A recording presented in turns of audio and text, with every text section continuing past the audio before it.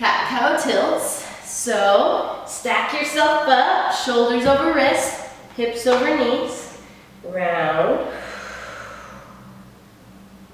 arch, round,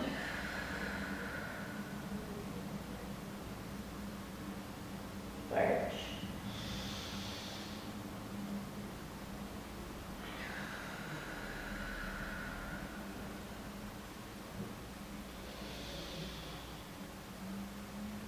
so really trying to focus on the spine, the joints, the vertebrae, and the space between. So think of your spine as a whole from top to bottom, right? Your head and your tail are trying to move away from each other. And here the back side of the joints are all trying to stretch together. Really try to get everything involved in helping you to stretch every little bit of them. And then the same thing the opposite direction, really trying to get everything involved across your back to help you open the front. And even though you're opening up one side and then the other, you still got to keep the other side supported. So staying soft and buoyant whenever you can, really feeling for tensegrity, how you're using gravity, how you're working with the floor, and working with your body. And now do it from side to side. So looking all the way to the right, opening up the side. Looking all the way to the left, opening up the other side.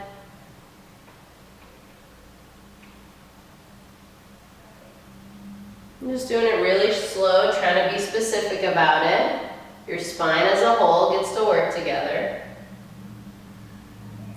And then you can do all those if you want. It's big circles all the way up to the top, over to the right, all the way down to the bottom, over to the left. And it's kind of like you're trying to meet all the times on a clock face. So 12 and 3 and 6 and 9. How smooth can I make those circles with the top of my head and the bottom of my tail? So feel for your tailbone and feel for the roof of the mouth. Trying to keep spacious in the skull, spacious in the neck, spacious in the rib cage and the shoulder girdle, spacious in the pelvis, spacious between the thigh bones and the pelvis, and then always changing, going clockwise and counterclockwise. And continuing to breathe while you're doing it. Separate your knees a little bit wider. Put one hand right in the middle and just lift the other arm up. Just taking a few breaths. Trying to lift away from the floor, keeping your belly in to help you do it. And switching both sides.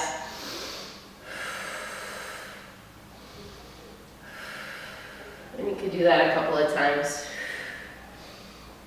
Trying to stay buoyant, not locking out on your elbow. Just as little effort as possible, really trying to share all the effort with your legs and press your feet down and lift your belly up. Good job. Okay, so seated forward bend.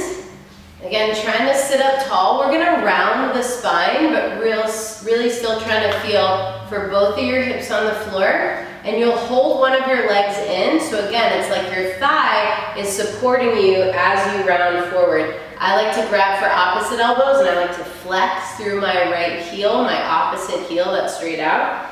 And just let your forehead drop.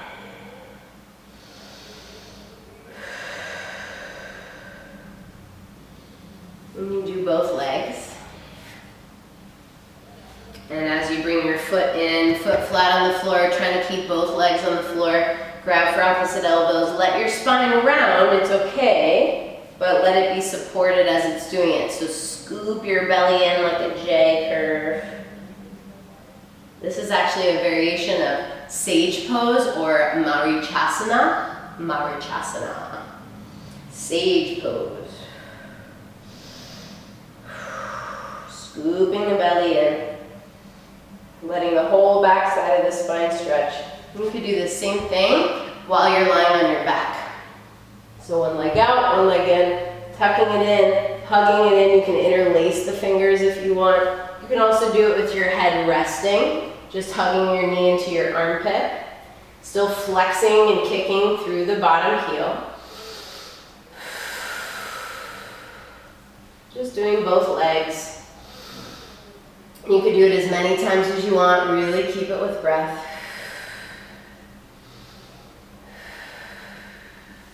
And then try both knees into your chest.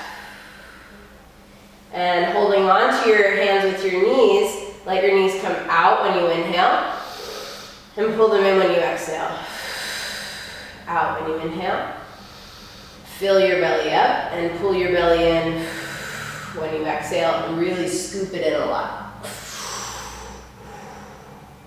And then inhale, let it pooch out. Exhale, pull it in. And then you can hold onto your shins or the back of your knees and try to rock yourself up to a seat and slowly rock yourself back onto your back. And you can go as far back and as far forward as you want. If it feels good to roll all the way up, you do.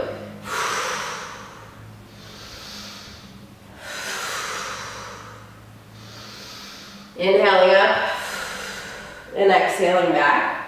But if it doesn't feel good, don't do it. You know, if there's any kind of like fear about it, don't do it.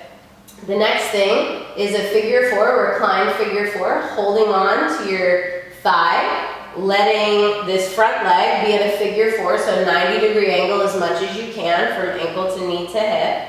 And then the same thing with the other leg, 90 degrees.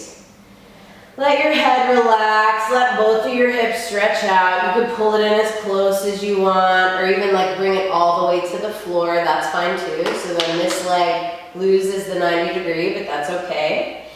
It's kind of nice, I think it's nice pulling it in. And then you can use your same hand on your same thigh to push it away from you, or while you're holding onto the thigh, you use your elbow to push your thigh away from you.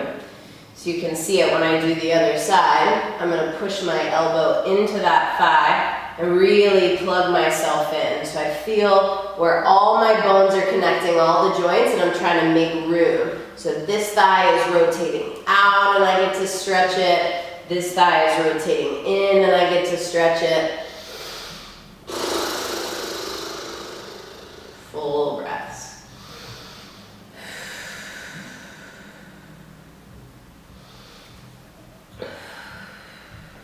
And then we've got cobra pose. So lying all the way down onto your belly.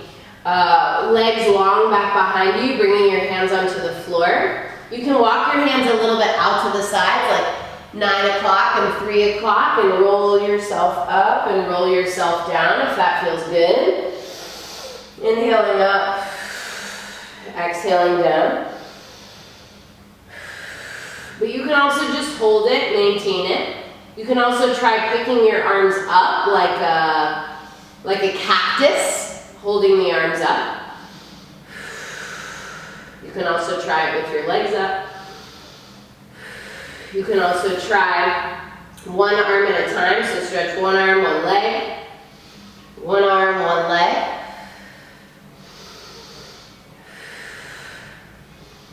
Or maybe just an arm, holding yourself down with the other arm. Or maybe just a leg, letting your head drop. But really trying to practice holding up, using the musculature on the back of your body to help you really strengthen through the spine. And then a child's pose, so you can stretch forward out in front of you, let your hips sink back, let your head rest down, forehead on the floor, you could sway. You could do the same thing, but with your fist stacked, so you have a little more support with your head or your neck. You could also put a bunch of blankets in front of you that you can rest on top of, or even a chair that you can rest on top of, and let your forehead rest, let your back rest. I've got this. This is just my stool that I put at the desk, and I got a towel on top of it. You can let your forehead and your head rest up against a stool or up against a chair, but just trying to give yourself like a little bit of support to rest on. So that way this gets to stretch.